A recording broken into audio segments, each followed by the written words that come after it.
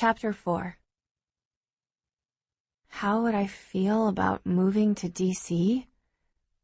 I'm 17, I reiterated. A better question might be how my legal guardians would feel about it.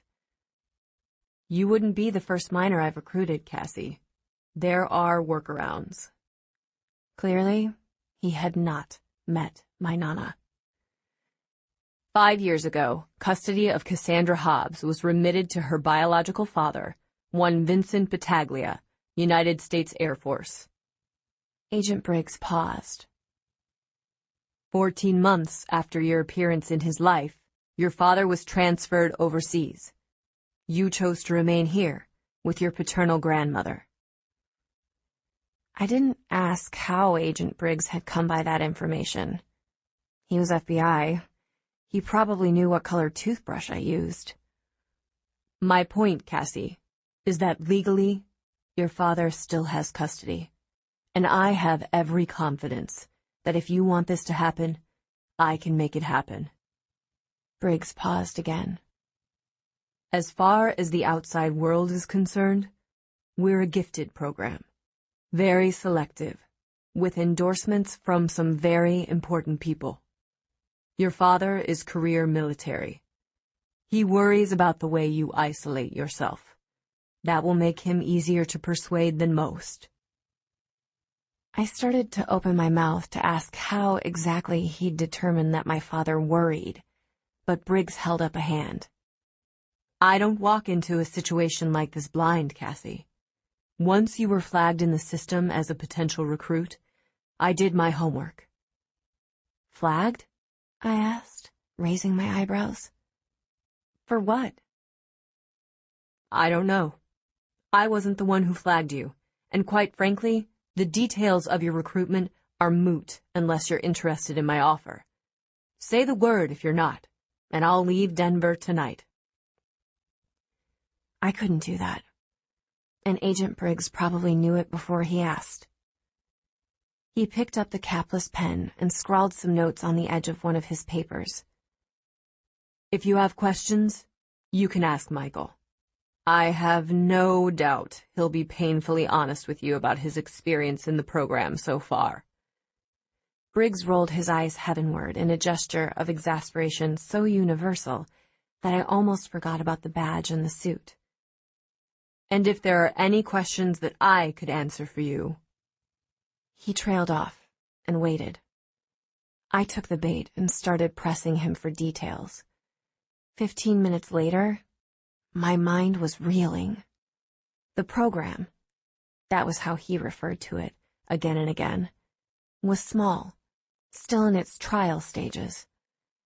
Their agenda was twofold. First, to educate those of us selected to participate and hone our natural skills. And second, to use those skills to aid the FBI from behind the scenes. I was free to leave the program at any time. I would be required to sign a non-disclosure agreement.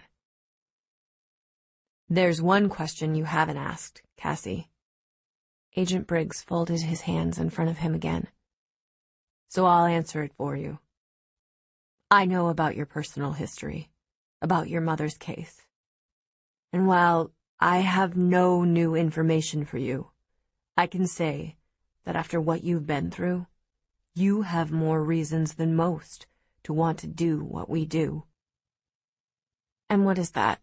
I asked, my throat tightening at the mere mention of the M word. You said that you'll provide training, and that in exchange I'll be consulting for you. Consulting on what exactly? Training for what? He paused, but whether he was assessing me or adding emphasis to his answer, I wasn't sure.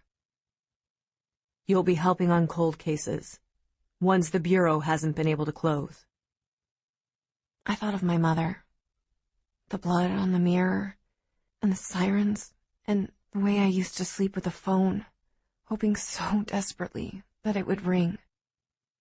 I had to force myself to keep breathing normally, to keep from closing my eyes and picturing my mom's impish, smiling face.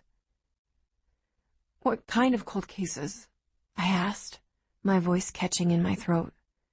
My lips felt suddenly dry. My eyes felt wet.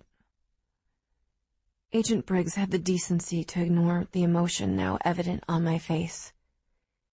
The exact assignments vary, depending on your specialty. Michael's a natural at reading emotions, so he spends a great deal of time going over testimony and interrogation tapes.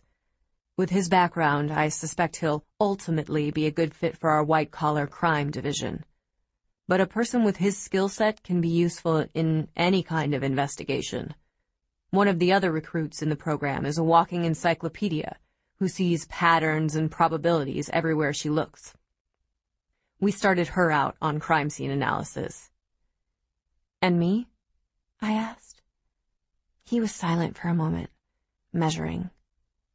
I glanced at the papers on his desk and wondered if any of them were about me.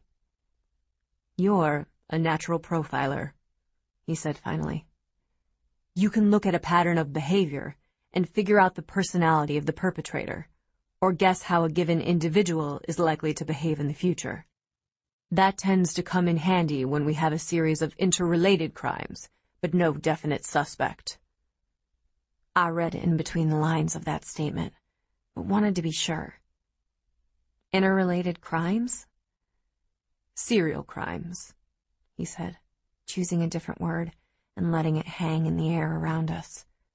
"Abductions, arson, sexual assault." He paused, and I knew what the next word out of his mouth was going to be before he said it. "Murder." The truth he'd been dancing around for the past hour was suddenly incredibly clear. He and his team, this program, they didn't just want to teach me how to hone my skills. They wanted to use them to catch killers. Serial killers.